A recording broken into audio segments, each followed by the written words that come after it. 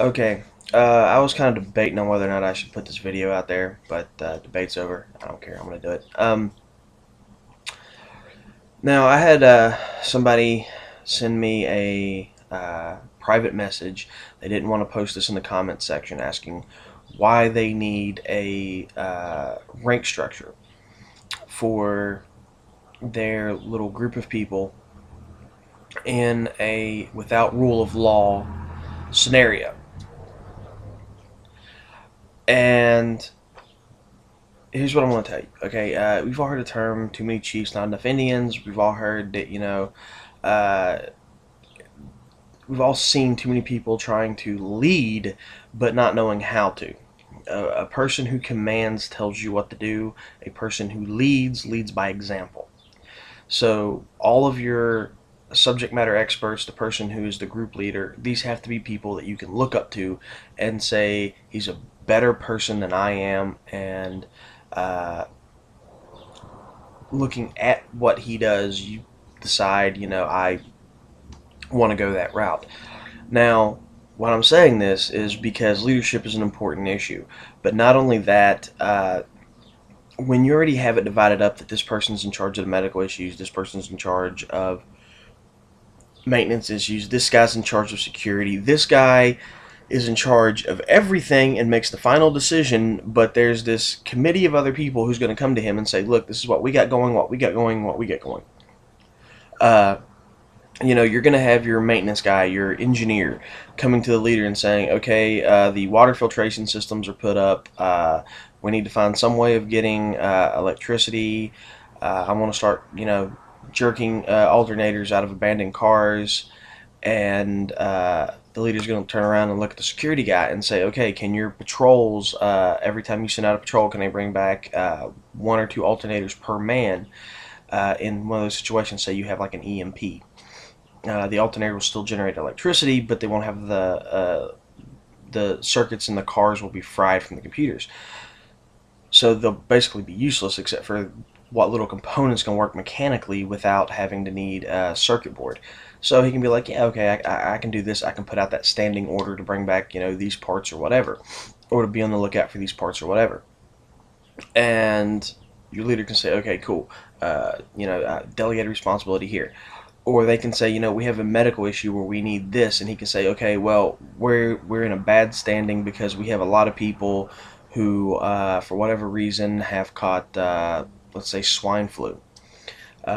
So since everything's chaos and everything else, everybody's been, hitting the drugstores and taking pain medications and narcotic drugs and stuff like that because they're addicts. Is there any way your scouts can go and pick up antibiotics, can go and raid these pharmacies and check for these antibiotics or a swine flu vaccine? Okay, cool. We're you know he's going to command and control. He's going to coordinate everything between all these different subject matter experts. So what this means is that your security guy can focus on security, your maintenance guy can focus on maintenance, your medic can focus on the medical stuff, and the dietitian can focus on growing food and storing food and rationing and everything else. Your dietitian might come to you and say, hey, we need to, we're running low on supplies. And yeah, we'll have enough food when the crop's ready to harvest, but for right now, we don't have it. So the order of work might be, okay, security guy, have your scouts locate any sort of abandoned storage facilities that have a lot of food. By the way, if they're not occupied, occupy them.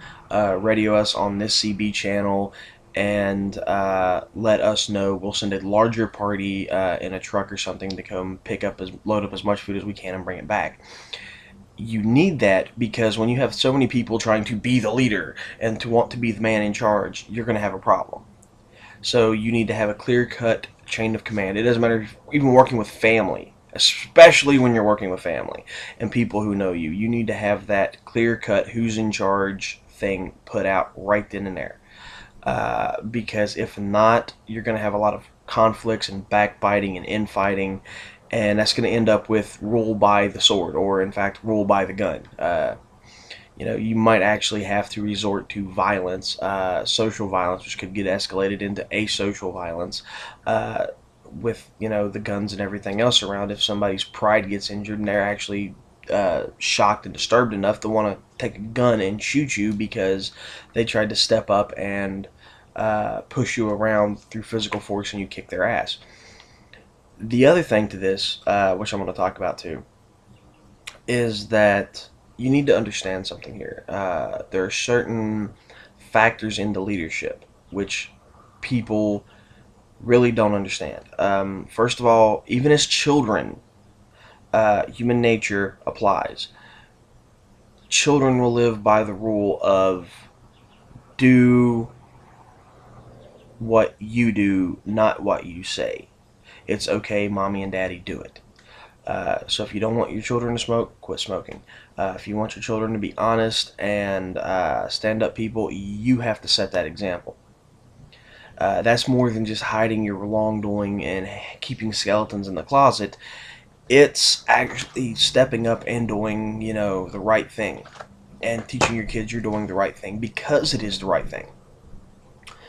And in a situation where the shit has hit the fan, where you're operating without rule of law, there's not going to be any sort of authority or anything else other than the example that you put forth. And this is really important too, because anytime you set up your little group to establish your own form of order within the chaos, your own rule of law within the chaos, what you're going to do, and this is really sad, but it's the honest to God truth, is people are going to look at what you're doing and they're going to follow your example. So if you're out here and you're using your little group to raid people's houses and take shit that isn't yours and being the pseudo post-apocalyptic warlord because you've watched way too many Mad Max movies, you're going to set the example for someone else to do the same thing. And you're going to become the common enemy. If you're out here being the good guy, being the stand-up guy who's dealing with people honestly, who's helping people help themselves, who's following a social code of doing the right thing, and there's a lot of situations where the right thing is kind of fuzzy. But if you're out there doing, what you consider to be the right thing and are giving clear-cut reasons why you're doing what you think is the right thing and why it's the right thing, even in some situations where people won't agree with it, that's going to set the example of you thinking, and that's going to set the example of you applying rational thought and deductive reasoning. And it's also going to set the example to other people to think before they act. And that's one of those situations where leadership carries a very heavy burden. Everyone looks at the perks of being a leader. Oh, the leader's got it easy. They just tell people to do this and they go do it. Well, that's not true. A real leader leads by example. A real leader will decide that if we need a trench dug and we don't have enough bodies to dig it, he's going to roll up his sleeves, pick up a shovel, and start digging right along with the grunts. It doesn't matter if he has to do a battle plan or this or that or the other. That's why he has advisors. They will come to him. They will explain stuff to him. They will talk to him. He will dig a ditch in the meantime while, waiting to have that little meeting with his committee of advisors to find out where the priorities of work go and what should be done. That's the thing about it. You have to lead by example. And that is one of the hardest things that people can do. Most people don't do it now. And we really live in a society of followers. So when you're looking at that rank structure and the reason it is there because, like I said, most people are followers and most people want to command, but they don't want to lead. And in order to get people on your side, you have to be a leader. And to be a leader means that, not only do you have to be able to tell people how to get things done, but you have to be willing to step up and get things done.